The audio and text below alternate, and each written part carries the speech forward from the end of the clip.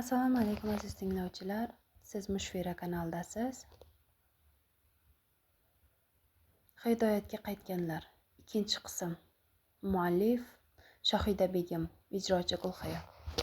Bismillah.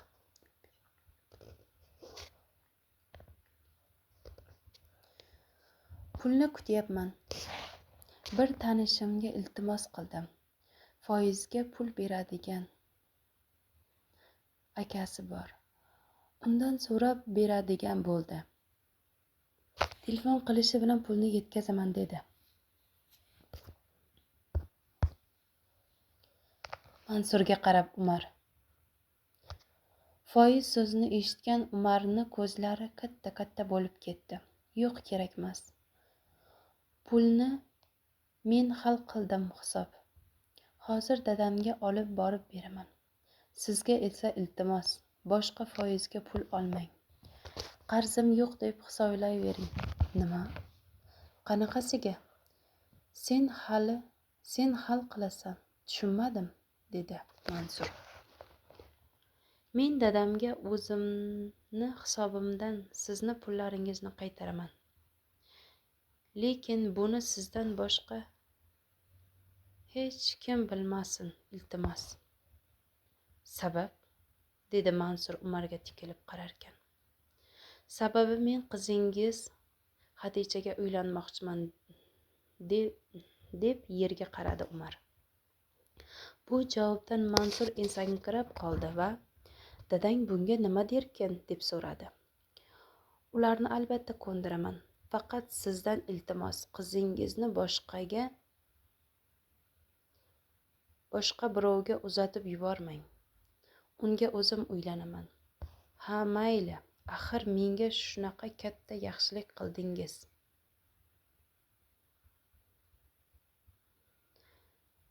Nimayam derdim. Taqdir bo'lsa ajabmas, dedi Mansur xursandchiligini yashirmay. Mansur uyga shunaqa xursand holda kirib keldiki, xotini uni ko'rib hayron qoldi. Ha, dadasi, buncha xursandsiz. Xursand bo'laman-da. Axir qizimiz keldi. Pullardan qutuldik. Pullardan? Qanday qutuldik? Qodirjonning o'g'li kechib yubordi qarzimizdan. Nima? Qarzimizdan kechib yubordi? Ha, kechib yubordi. Pulni o'z hisobidan dadasiga beradigan bo'ldi. Ey, unda nega qizimni o'g'irladi u ahmoqlar? O'g'irlagani yaxshi bo'ldi, xotin.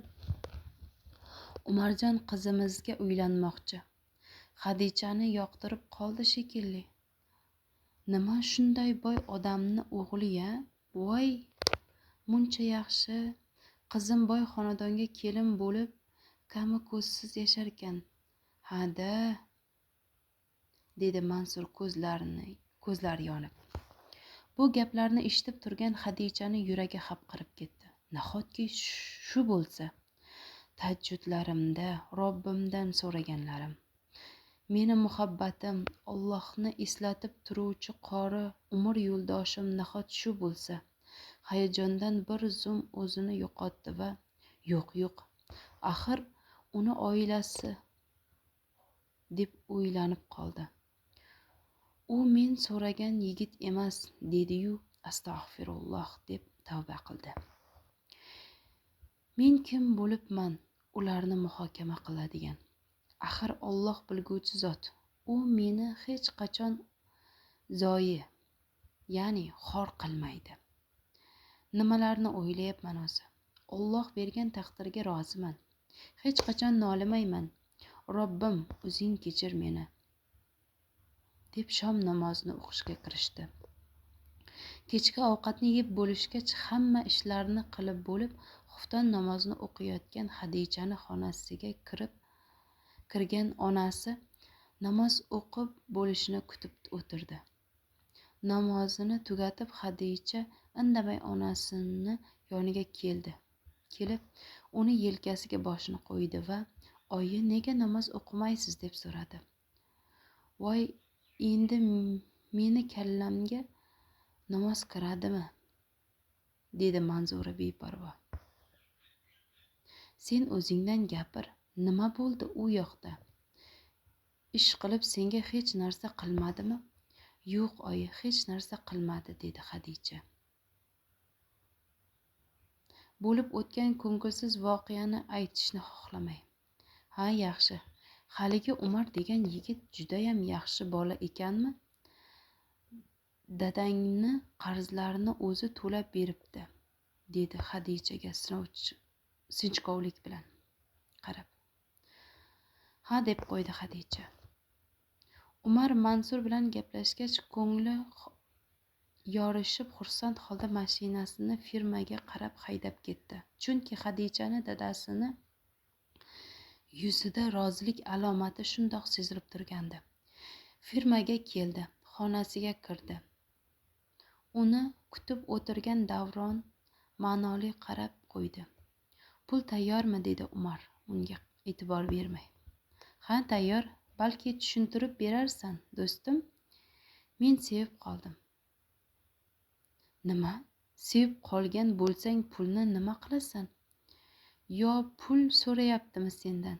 Do'stim, pul so'ragan qizdan yaxshilik chiqmaydi. Yo'q, albatta. Uni dadamdan qarzi bor. Shu pulni berib dadasini qutqarmoqchiman. Shunaqa degin? Ha, mayli, ish qilib oxiri baxayr bo'lsin. Umar firmadan chiqib uyiga keldi.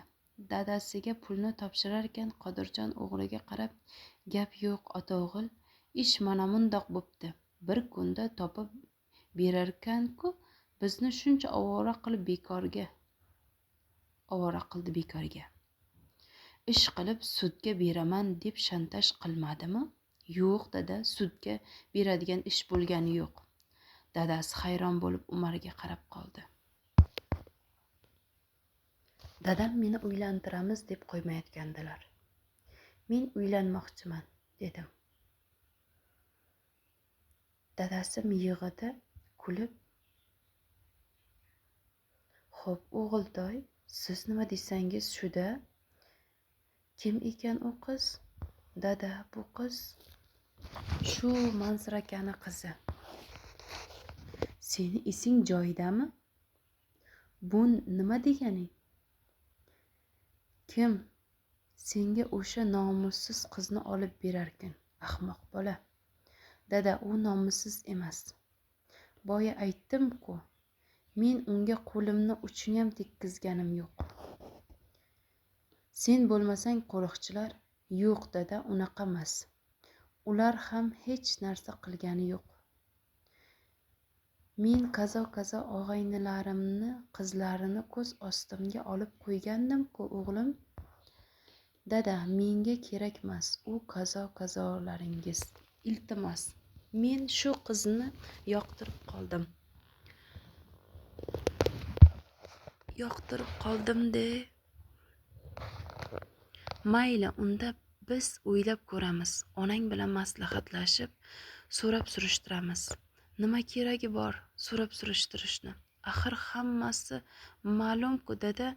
Aslida ular bizni surishtirsa, hali ular rozi bo'lishadimi, yo'qmi? Bu nima deganing, jon desin, shunday boy xonadonga quda bo'lsa. Umar o'zi o'ylagan, tushungan narsalarni dadasiga tushuntira olmasligini bilib indamadi. Mayli, men uxlayman, dada, yaxshi dam oling, deb xonasiga kirib ketdi. Yotog'iga yotarkan ko'z oldida oppoq ro'molidagi Xadicha keldi.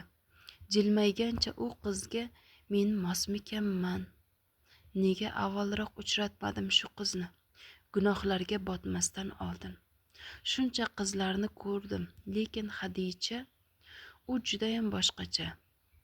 Hech kimga o'xshamaydi. Umarni xayolini telefon jiringlagani buzdi. Alo, dedi qo'riqchini raqamini ko'rgach. Haligi qizni sumkasi mashinada qolib ketibdi, dedi qo'riqchi. Umar bu gapdan sevinib ketdi va tezda uyga olib kelib berishini aytib telefonni o'chirdi. Ertaga u bilan ko'rishish uchun bahona topilgandan judayam xursand bo'lib ketdi. Qo'riqchi kelgach, sumkani olib, narigi qo'riqchini ahvolini so'radi.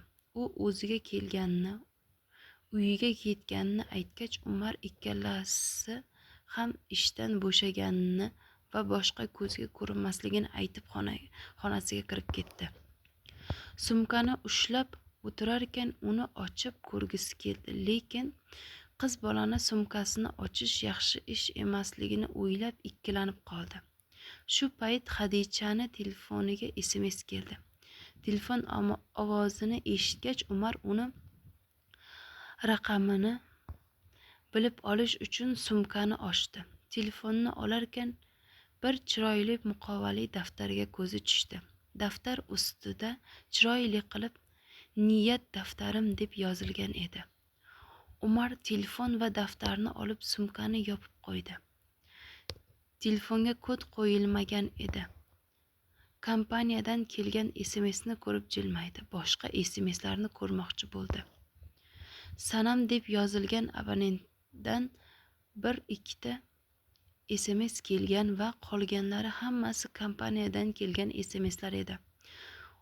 U endi Telegramga kirdi. 3-4 ta diniy kanallar va kollej gruppasi kontaktlarida ham shubhali hech narsa yo'q edi.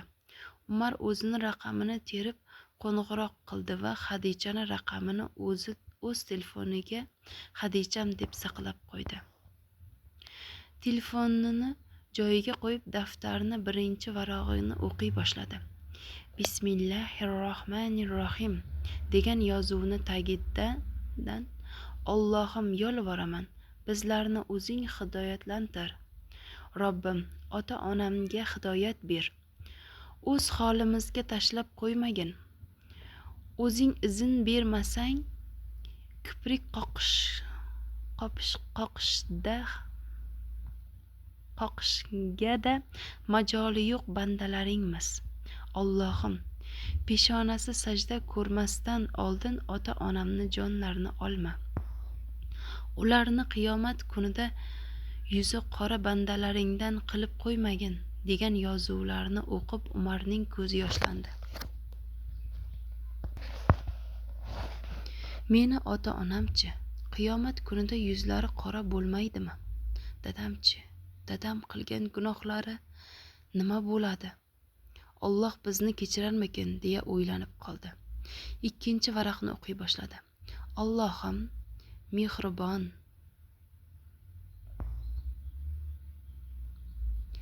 ayadan o'zing rozi bo'l. Mehribon ayamdan o'zing rozi bo'l.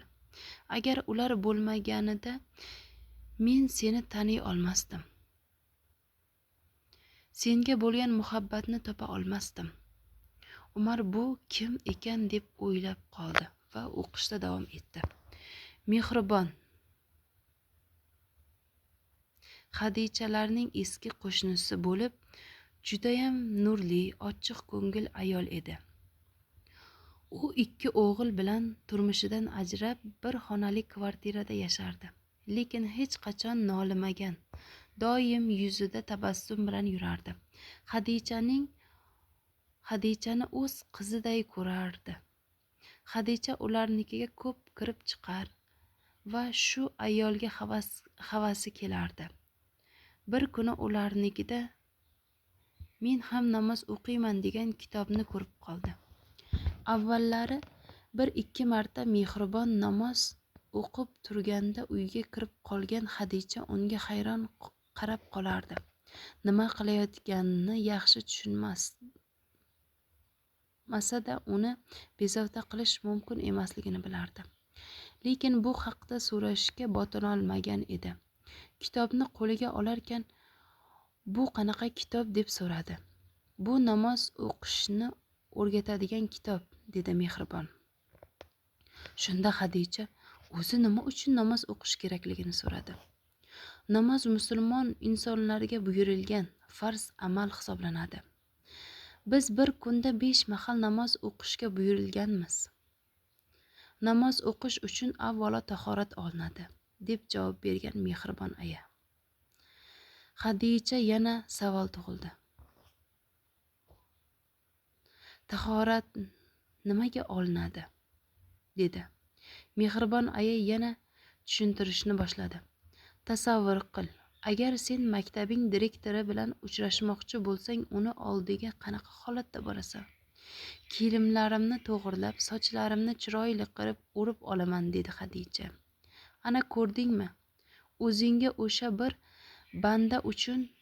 banda bilan uchrashuvga tayyorlanib chiroyli bo'lib bormoqchisan. Butun olamlarni yaratgan, insonlarni yaratgan, unga jon ato qilib cheksiz ne'matlarini bergan Robbing bilan uchrashishga ham tayyorgarlik ko'rib, poklanib borishing kerak. Alloh pok zot va poklikni yaxshi ko'radi.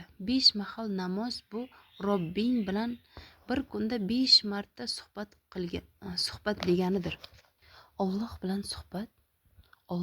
suhbatlashib bo'ladimi? Deb so'radi ko'zlari chaqnab ketgan Xadija. Albatta, deya javob berdi mehribon. Agar sen Allohga so'zlamoqchi bo'lsang, namoz o'qi. Alloh senga so'zlashni xohlasang, Qur'on o'qi yoki eshit. Rostdanmi?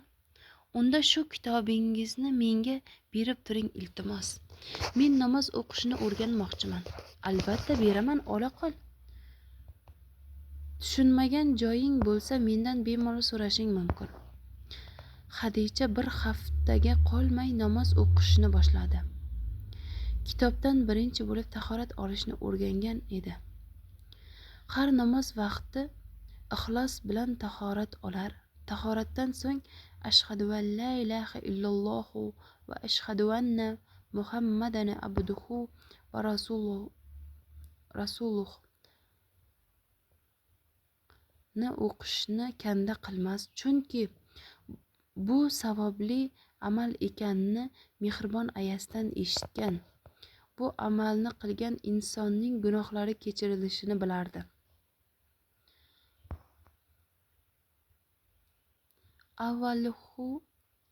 Vallohu alam. Yana Alloh bilguvchi zot. Umar 3-varoqni ocharkan hayajon bilan o'qishda davom etdi. Bugun ham tahajjudga turdim va Allohdan xayrli turmush o'rtoq so'radim. U shunday inson bo'lsinki, avvalo Allohga qul, payg'ambarimiz sollallohu alayhi vasallamga ummat bo'lib, menga doim Allohni eslatib turuvchi inson bo'lsin. Sevgi deb yurgan dugonalarimga hech tushunmayman. Bu uchrashuvlar, bir-birini aldash, sovg'a olish uchun o'zini yaxshi ko'rsatish. Men ularni sevgi deb atamayman. Bu munosabatlar gunoh va o'tkinchi hoyu havas xolos. Haqiqiy ishq bandasi tomonidan Allohga bo'ladi va shu ishq sababidan Alloh o'zi xohlagan insonlarga muhabbat ne'matini beradi. Faqat banda bu muhabbatni gunoh ishlar bilan aralashtirib, uni yo'q qilib tashlamasdan nikoh bilan mustahkamlab, Allohdan unga baraka so'rashi kerak. Daftarni keyingi varoqlarini ham o'qirkan, Umar juda boshqacha hislar ichida qolgan. O'zini 7-osmonda uchib yurgandek tasavvur qilardi. Yana bir varoqni o'qirkan ko'zlaridan yosh oqa boshladi. Men bomdodga turishdan avval tush ko'rdim. Tushimda bir yigit oldimda, men uni orqarog'ida o'tirib namoz o'qidik. Namozdan so'ng o'tirgan joyida Qur'on oyatlarini shunaqangi chiroyli o'qidiki, meni ko'zlarimdan yosh to'xtamasdi. U men eng yaxshi ko'rgan suram. Voqeani o'qib bo'lgach, boshqa ovozda ozon ovozi yangray boshladi. Uyg'onib ketdim. Qarasam, telefonim bomdodga azon aytayotgan edi. Men o'rnimdan turdim va ko'rgan tushimdan judayam xursand bo'ldim. Lekin u yigitni yuzini ko'rolmadim. Qiziq, kim ekan u? Men orzuyimdagi yigit yuzini ko'rganimda kimligini bilganimda edi. Ha mayli, alhamdulillah. Shunday go'zal tushni ko'rsatgan Robbimga hamdu sanolar bo'lsin. Shu varaqni o'qib bo'lgach Umar ko'zida yosh bilan men unga munosib emasman. Unga o'sha tushidagi yigit mos. To'g'risi Xadicha shunday yaxshi qizki, men bo'lsam, meni qilgan ishlarimni bilsa, yuzimga ham qaramasa kerak. Men bo'lsam unga uylanmoqchi bo'lyapman. Axir uni tirnog'iga ham arzimayman. Umar o'zidan nafratlanib ketdi. Men ham to'g'ri yashasam bo'lmasmidi? Axir Xadicha daftarida ota-onasiga hidoyat so'rayapti. Demak, uni ota-onasi ham u qadar taqvodor emas. Shundayam Xadicha o'ziga eng to'g'ri yo'lni tanlab, shu yo'ldan ketmoqda. Menchi, men nega nafsimni quliga aylandim? Nega shaytonning yo'lidan yurdim? Meni do'stim Muhammad necha bora ogohlantirdi-ku. Necha bor insofga chaqirib to'g'ri yo'lni ko'rsatgan edi. Men esa shu botqoqlikni, oxiri do'zax bo'lgan yo'lni tanladim. Qanchalar gumrohman. Shu o'ylar bilan uyqusi qochgan Umar birdan to'g'ri yo'lga qaytishni, tavba qilishni va Allohga yaqin bo'lib pok yashashni shunaqangi orzu qildiki, bu ishga hoziroq kirishishga qaror qildi. Internetni yoqib YouTube'ga tahorat olish deya qidiruv berdi. Tahorat olishni ko'rib o'rganib oldi va ixlos bilan tahorat olib chiqdi. Endi Xadicha yaxshi ko'rgan voqea surasini ma'nosiga qiziqayotgan edi. YouTube'da uni topdi va ma'nosini eshita boshladi. Bu surada taqvodor insonlarga beriladigan jannat va undagi ne'matlar haqida eshitarkan, Umarni qalbi shodlanib, jannatga kirish orzusi paydo bo'ldi va Xadicha nima uchun bu surani yaxshi ko'rishini tushungandek bo'ldi. Gunohkor insonlar kiradigan do'zax haqida eshitganda esa qilgan gunohlari ko'z oldidan o'tib, o'zini behol, xuddi hozir jahannam olovida yonayotgandek his qildi. Kechir Allohim, qilgan gunohlarimni kechir deya pichirladi. U meni gunohlarimni Alloh kechirarmikin deb o'ylab qoldi.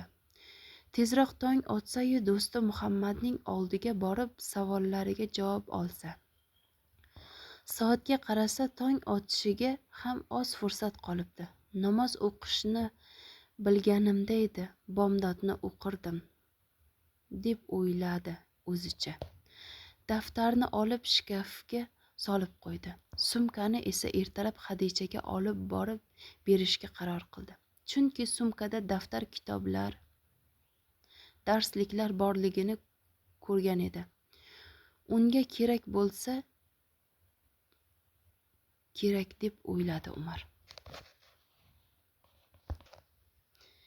Ertalab Umar tahoratini yangilab yo'lga chiqdi.